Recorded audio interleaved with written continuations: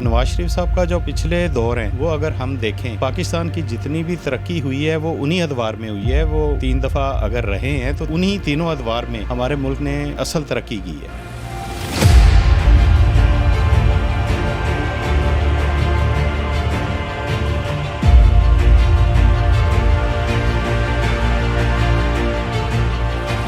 मुसलमान ममालिक जितने भी हैं एक पेज पे नहीं है, वो सारे अलग-अलग मस्जिदें बना के खड़े हैं। अगर वो सारे एक पेज पे हों तो मैं नहीं समझता कि दुनिया में किसी की जुर्रत हो कि वो ऐसा काम कर सके। वहशियाना बमबारी वो कर रहा है, दिन रात वहाँ पे मासूम बच्चों को मारा जा रहा है। अस्सलाम वालेकुम नाजरीन, मैं हूँ आपका मेज़बान चौधरी कामरान फजल और मैं इस वक्त मौजूद हूँ सर्कुलर रोड अकबरी मंडी। मेरे साथ मौजूद हैं सीनियर बिजनेस रहनुमा अज़हर इकबाल अवान साहब। हम इनसे बात करेंगे कि जैसा कि हम सबके इल्म में है कि नवाज़ शरीफ साहब इस वक्त पाकिस्तान वापस आ चुके हैं, तो इनके वापस आने के सियासी और मुआशी सूरत हाल पर क्या असरात मुरतब होंगे। बिस्मिल्लाहिर्रहमानिर्रहीम। हर बिजनेसमैन की तरह जो लाहौर की और पाकिस्तान की बिज़नेस कम्युनिटी है वो ये समझती है कि नवाज़ शरीफ का आना हमारे लिए एक अच्छा साइन है।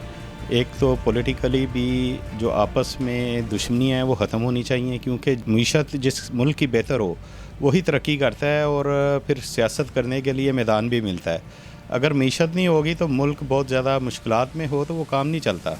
तो नवाज शरीफ साहब का जो पिछले दौर हैं वो अगर हम देखें तो पाकिस्तान की जितनी भी तरक्की हुई है वो उन्हीं अदवार में हुई है। वो 3 दफ़ा अगर रहे हैं तो उन्हीं तीनों अदवार में हमारे मुल्क ने असल तरक्की की है। तो अभी भी हमारी तवक्कुआत उनसे बहुत ज़्यादा हैं कि वो बिज़नेसमैन के लिए और इस मुल्क के लिए बेहतर काम करेंगे, डॉलर को स्टेबल करेंगे, इंपोर्ट्स और एक्सपोर्ट्स दोनों बेहतर होंगी तो मुल्क आगे जाएगा।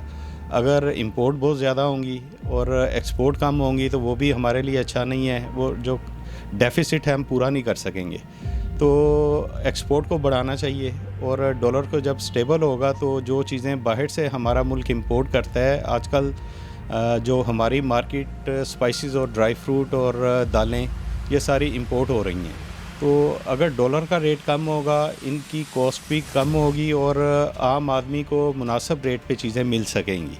तो हमारी तवक्कुआत तो बहुत ज़्यादा हैं कि इंशाल्लाह पाकिस्तान में बेहतरी आनी चाहिए। अज़हर इकबाल अवान साहब, मज़ीद आपसे जानना चाहूँगा कि इस वक्त जैसे कि उम्मत मुस्लिमा को आपके इल्म में है कि एक बहुत बड़ी मुश्किल का सामना है फ़लस्तीन की सूरत में, जैसे कि इसराइल ने अपनी बर्बरियत के ज़रिए वहाँ पर जो है उनकी तरसीलात बंद की हुई हैं, खाने पीने की, पानी की, और इसके अलावा जो है हॉस्पिटल्स और यानी कि पब्लिक प्लेसेस पर भी जो है वो इस वक्त हमले कर रहे हैं। तो इसके बारे में बताइएगा कि हमें इस वक्त क्या सद्बाब इख्तियार करना चाहिए उम्मत मुस्लिमा को। असल बात यही है कि मुसलमान ममालिक जितने भी हैं वो एक पेज पे नहीं हैं, वो सारे आपस में अलग-अलग मस्जिदें बना के खड़े हैं। अगर वो सारे एक पेज पे हों तो मैं नहीं समझता कि दुनिया में किसी की जुर्रत हो कि वो ऐसा काम कर सके। वहशियाना बमबारी वो कर रहा है, दिन रात वहाँ पे मासूम बच्चों को मारा जा रहा है और देख के बंदा दिल उसका दहल जाता है। जैसे मनाज़र वहाँ पे बंदा देखता है तो ये तो इनको इकट्ठे हो के उन ममालिक के ख़िलाफ़ भी खड़े होना चाहिए, उनकी कमोडिटीज़ का बाइकआउट करना चाहिए और सऊदीया और जो इन्फ्लुएंस वाले मेन हमारे मुल्क हैं उनको मुकम्मल स्टैंड लेना चाहिए। अदरवाइज़ वो अकेला करके हम सबको ख़त्म करते जाएंगे। अगर हम ये समझें जी आज उनके साथ लगे हुए हैं, हम सेफ़ हैं, तो ऐसा नहीं है। बारी बारी वो सब तरफ आएंगे।